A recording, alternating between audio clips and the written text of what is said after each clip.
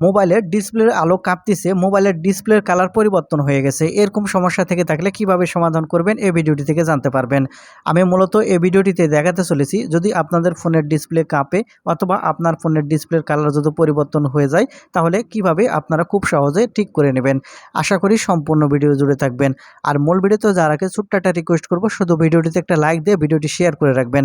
কারণ আপনার হয়তো এরকম সমস্যা হচ্ছে না, যখন এরকম সমস্যা হবে এই ভিডিওটির মাধ্যমে আপনারা কিন্তু সমাধান করে নিতে পারবেন। তাহলে চলুন সম্পূর্ণ ভিডিওটি দেখতে থাকুন। আপনাদের ফোনের ডিসপ্লের কাঁপতিছে, আপনাদের ফোনের ডিসপ্লে কালার পরিবর্তন হয়ে গেছে, এই সমস্যা কিভাবে সমাধান করবেন। তো সেই জন্য আপনারা সর্বপ্রথম যে কাজটি করবেন, আপনাদের ফোনের যে সেটিংসটি আছে আপনাদের ফোন থেকে এখান থেকে আপনি সেটিংস ওপেন করে নেবেন। যখন এখান থেকে সেটিংস ওপেন করে নেবেন এরকম ইন্টারফেসে নিয়ে আসবে। আপনি এখান থেকে একটু স্ক্রল করে নিচের দিকে আসবেন। একটু স্ক্রল করে নিচের দিকে আসার পর এখান থেকে আপনাদের ফোনের ডিসপ্লে অ্যান্ড ব্রাইটনেস সেটিংস যেটা আছে যেখানে আছে সেখান থেকে আপনার ফোনের ডিসপ্লে অ্যান্ড ব্রাইটনেস সেটিংসটি ওপেন করবেন। Display and brightness settings open করলে এরকম ইন্টারফেসে নিয়ে আসবে। এখান থেকে আপনার প্রথমে দেখতে পাবেন অ্যাড আপ ব্রাইটনেস। এটা যদি অন করা থাকে তাহলে দেখা যায় যে অনেক সময় আপনার ডিসপ্লে লাইটের সমস্যা করে।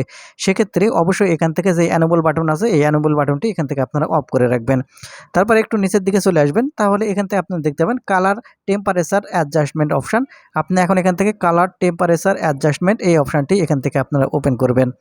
যখন ওপেন করবেন এরকম ইন্টারফেসে নিয়ে আসবে। এখন এখান থেকে বাই ডিফল্ট এটা যদি হয়ে থাকে তাহলে আপনার সমস্যা থাকতে পারে। সেজন্য আপনারা যে কাজটি করবেন, এখানে দেখতে পাচ্ছেন ভলিউম বাটনের মতো আপ অ্যান্ড ডাউনের মতো এখান থেকে দেখতে পাচ্ছেন ভলিউম বাড়ানো বা কমানোর মতো এরকম একটা সিস্টেম এখানে আপনারা দেখতে পাচ্ছেন। এখানে এটা আপনার ইচ্ছা মতো বাড়িয়ে বা কমিয়ে নেওয়ার পরে আপনাদের কালার যদি কোনো রকম সমস্যা দেখা দেয় এখান থেকে বাড়িয়ে বা কমিয়ে নিয়ে আপনার যেরকম রাখলে সমস্যার সমাধান হয় ঠিক এরকমভাবে এখান থেকে আপনারা রেখে দেবেন।